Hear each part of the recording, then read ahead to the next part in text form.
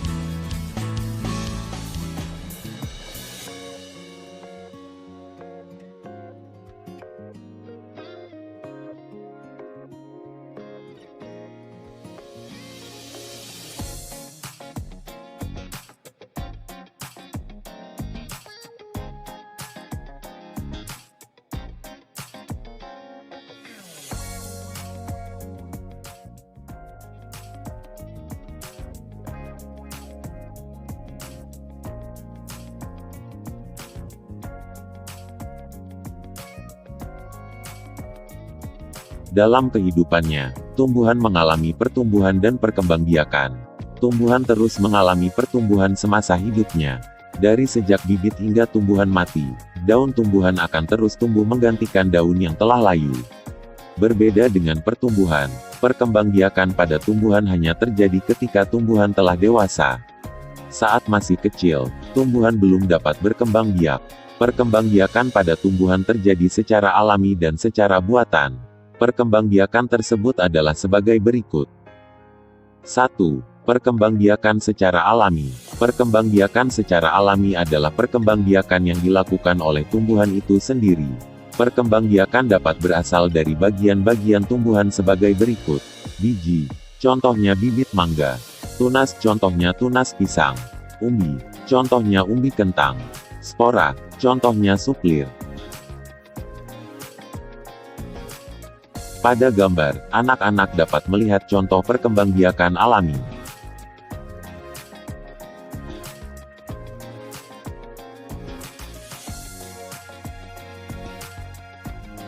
Dua, perkembangbiakan secara buatan.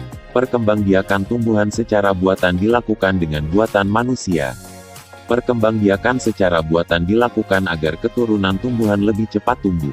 Contoh perkembangbiakan buatan adalah dengan melakukan teknik cangkok, stek, dan merunduk. Pada tanaman singkong, teknik stek selalu dilakukan agar tanaman dapat cepat tumbuh.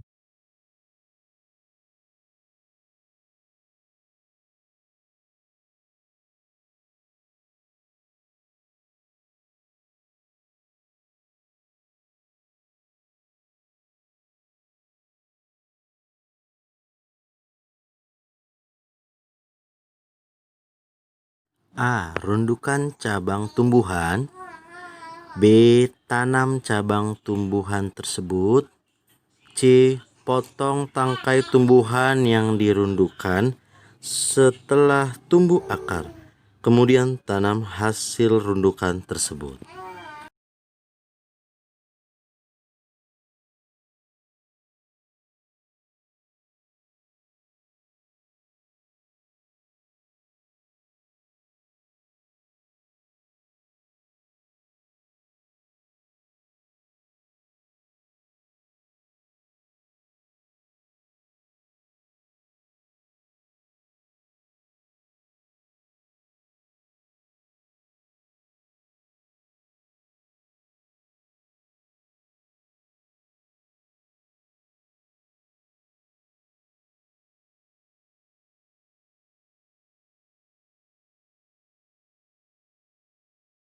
Ini adalah daun singkong. Tumbuhan singkong berkembang biak dengan umbi, bisa juga dengan buatan yaitu stek. Ini adalah daun jeruk. Tumbuhan jeruk berkembang biak dengan biji. Ini adalah pisang. Tumbuhan pisang berkembang biak dengan tunas. Ini adalah tumbuhan mangga. Tumbuhan mangga berkembang biak dengan biji. Ini adalah tumbuhan paku atau pakis berkembang biak dengan spora. Ini adalah daun pepaya. Tumbuhan pepaya berkembang biak dengan biji. Nah, masih banyak lagi tumbuhan-tumbuhan. Coba anak-anak lihat di lingkungan sekitar kalian dan amati cara perkembangbiakannya ya. Nah, siapa yang pernah dengar karya seni mozaik? Mozaik adalah pembuatan karya seni rupa 2 atau 3 dimensi yang menggunakan bahan dari kepingan-kepingan benda tertentu yang sengaja dipotong-potong, kemudian disusun dengan ditempelkan pada bidang datar dengan cara dilem. Karya seni mozaik dengan bahan daun cukup mudah dibuat. Yuk kita lihat cara pembuatannya.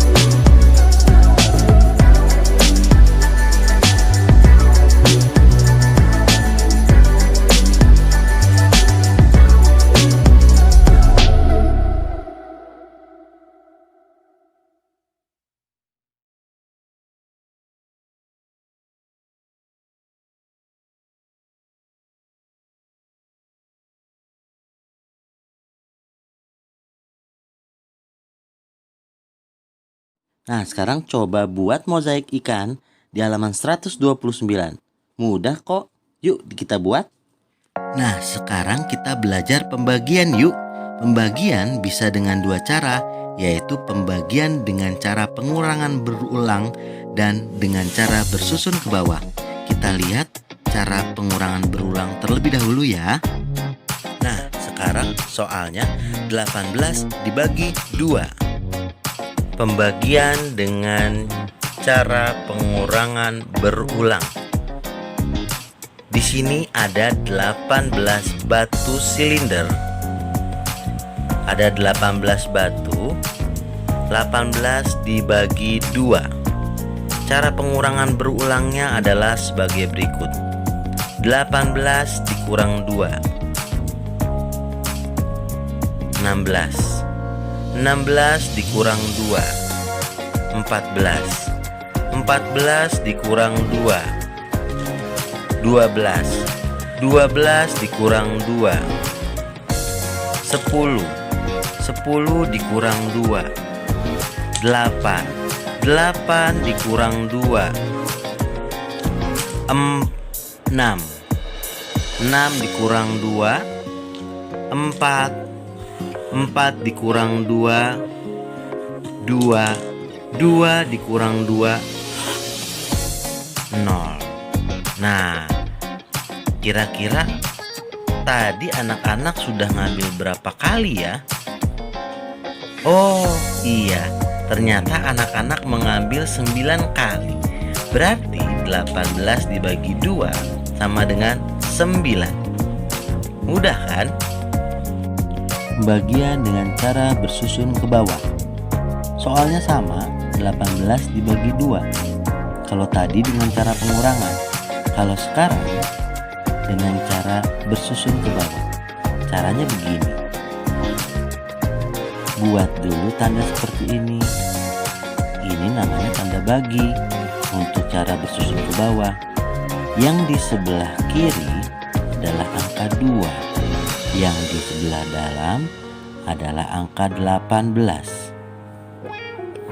Nah, sesudah itu anak-anak harus melihat ada 2 angka di angka 18 ini, 1 dan 8. Pertama, kita coba dulu bagi 1. Bisa nggak ya dibagi 2? Kira-kira 2 dikali berapa yang hasilnya 1?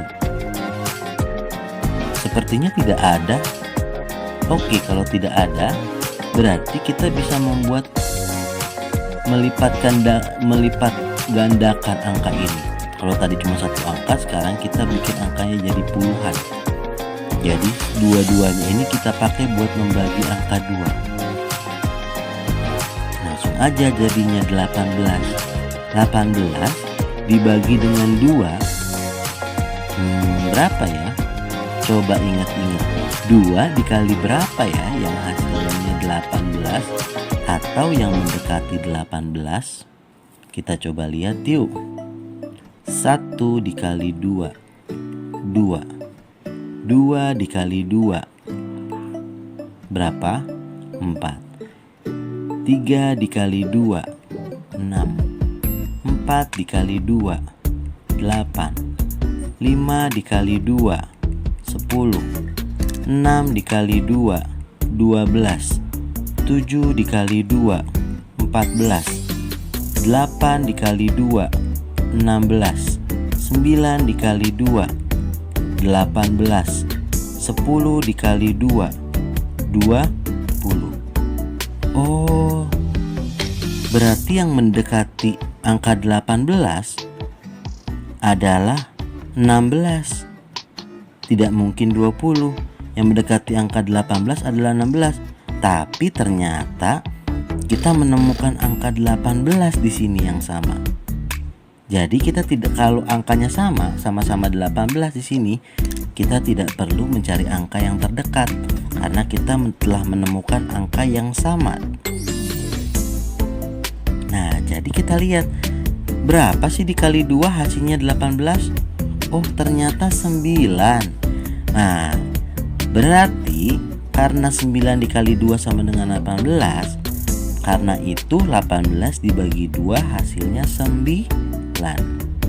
Jadi kita taruh 9 di sini.